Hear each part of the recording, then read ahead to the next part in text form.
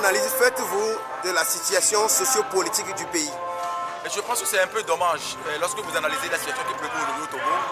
À l'approche de la présidentielle de 2015, une élection capitalissime d'ailleurs pour le pays, vous vous rendez compte qu'en réalité le parti au pouvoir uni, qui est tellement serré dans son camp, qui pense à passer par tous les moyens pour gagner ce scrutin-là, est en train de travailler. Mais du côté de l'opposition, on constate malheureusement que ce sont les acteurs politiques qui essayent de poser des pots de banane entre eux-mêmes.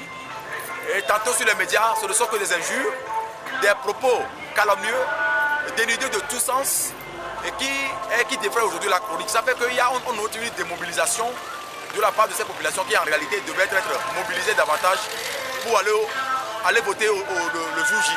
Mais ce stade de fait, moi, ça ne m'étonne pas parce que nous sommes au Togo, à la veille de chaque scrutin présidentiel ou chaque rendez-vous électoral, c'est ce à quoi on assiste.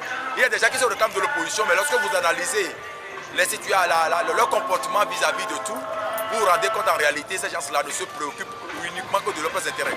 Donc c'est là où je dis qu'en réalité, par rapport à ce qui se passe, d'un camp, le CAP dit ne va pas baisser les bras, continuer la mobilisation, et qui au même moment revendique les réformes politiques prescrites par l'accord politique global. De l'autre côté également, il y a une nouvelle synergie qui se crée, où on demande forcément que les réformes soient faites avant la tenue de la présidentielle. Donc lorsque vous conjuguez ces deux efforts, vous comprendrez aisément qu'aujourd'hui, il y a une logique qui est complètement dessinée. Si la synergie qui se crée aujourd'hui dit que les élections ne seront pas boycottées, et qu'au niveau également du CAP, les élections ne seront pas boycottées, ça voudrait dire que les jours futurs s'annoncent vraiment un peu turbulents. Parce qu'on ne peut pas accepter, ou les partis politiques disent ne pouvaient plus accepter à ce qu'une seule famille continue pas à diriger le pays pendant plus de 50 ans. Donc Faure Gnassingbé a signé un accord politique global en 2006, lequel accord qui fait office de loi, qui recommande à ce que les réformes soient faites et que la limitation du mandat à 2, le scrutin à 2 tours également soit de mise. Mais si aujourd'hui, tant est que le pouvoir n'a pas cette volonté de pouvoir opérer les réformes et que le pouvoir résigne à toujours continuer dans sa logique, moi je pense que c'est une situation qui n'honore pas notre pays, qui démontre à suffisance que le spectre qu'on a vécu en 2005 dans ce pays n'est pas éloigné. Étant entendu déjà que nous apprenons que certains ministres se sont déplacés dans leurs localités respectives en demandant aux populations de voter pour le parti au pouvoir. Alors que le parti au pouvoir aujourd'hui a montré énormément ses limites et ne pouvait plus continuer à gouverner de la sorte. Donc de ce point de vue-là, moi je dis que la situation qui prévaut aujourd'hui au Togo n'est pas tout à fait rose, ne promet pas un lendemain meilleur non plus, mais il va de soi également que le pouvoir puisse réellement jouer son rôle, que le pouvoir puisse accompagner les acteurs à faire en sorte que les élections qui s'annoncent soient des élections non contestées.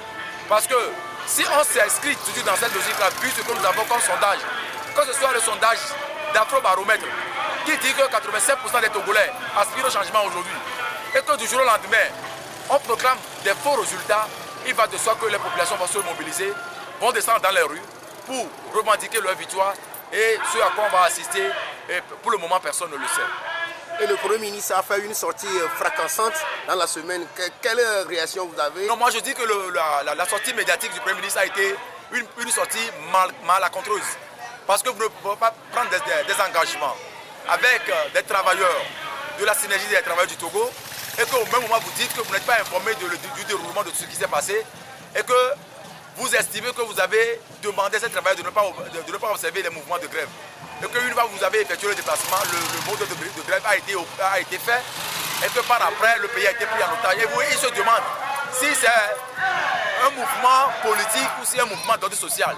Moi je dis que lorsque vous êtes médecin aujourd'hui au Togo, vous êtes docteur aujourd'hui au Togo, ce n'est pas aisé de vivre dans cette condition, dans la condition dans laquelle vivent ces médecins, ces travailleurs hospitaliers. Donc s'ils estiment aujourd'hui qu'ils revendiquent leurs droits, ça n'a rien à voir avec la politique. C'est pareil pour ceux-là qui sont les formateurs, les enseignants. Un travail a une fonction qui est tellement pénible. Mais ceux-là qui sont les premiers responsables, on les voit pratiquement dans le pays. Quand ils sont malades, ils se font soigner à l'extérieur. Parce que simplement, les infrastructures sanitaires qui sont sur place ne sont pas tellement adéquates.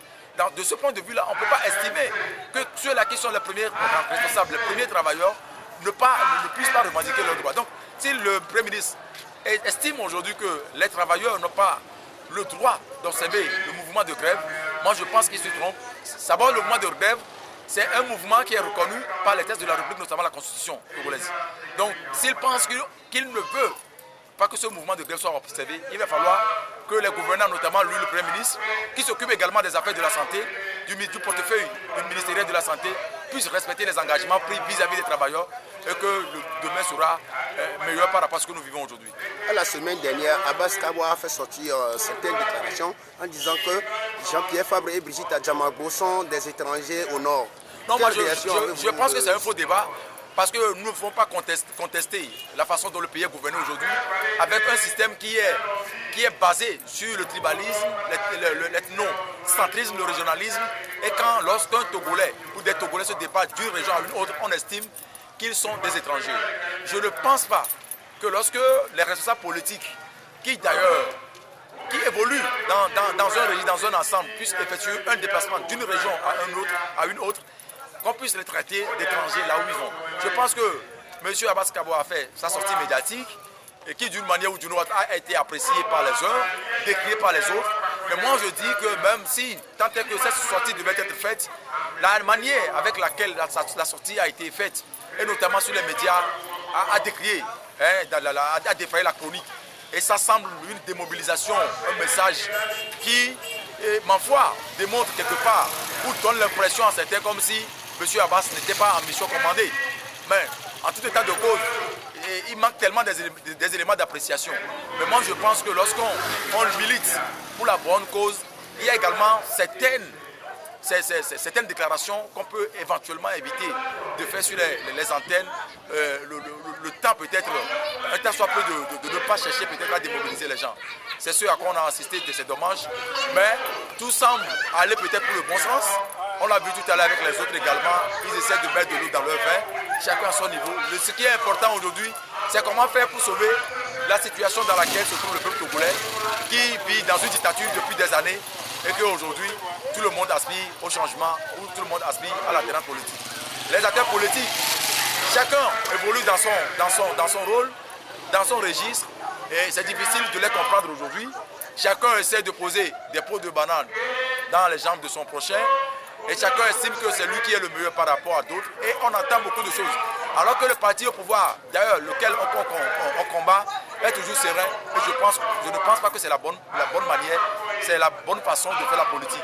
Il faut faire la politique autrement, rassurer les gens, rassurer le peuple, pour que cette année 2015 soit une année de gloire, une année de victoire pour tout le peuple qui aspire à être gouverné autrement, qui aspire à un grand changement, un changement profond dans la gestion des affaires de la cité, également dans les ménages et partout d'ailleurs sur l'ensemble du territoire, pour que ceux également de la diaspora puissent avoir la confiance, regagner le pays, regagner le bercail pour apporter leur contribution pour le développement de tout le pays. Je pense que c'est ce qui est fondamental aujourd'hui. Par rapport à tout ce que nous observons, parce que celui-ci dit « je suis le plus beau, je suis le plus important », je peux insulter, je peux poser des pots de banane dans les jambes de mon confrère, alors qu'au même moment je me réclame de l'opposition. Je pense que c'est un fait qui est tellement anormal qu'il faut complètement décrier. Et je pense que la bonne manière demande à ce que les uns et les autres puissent revenir à de meilleurs sentiments. Merci beaucoup. Merci à toi.